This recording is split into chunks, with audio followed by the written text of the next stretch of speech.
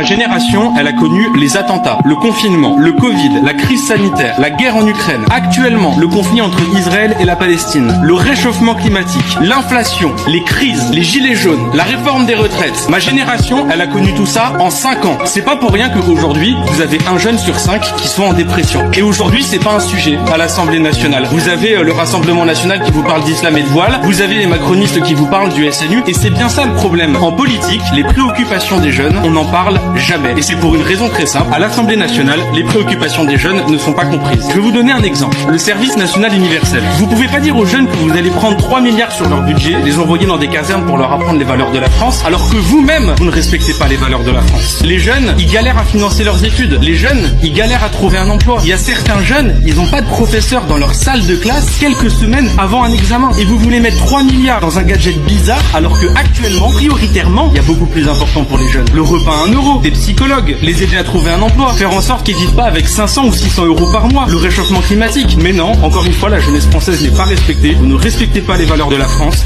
vous mettez tout cet argent dans un SNU qui nous coûte cher, et vous ne comprenez pas que ce soit ressenti comme une injustice par la jeunesse.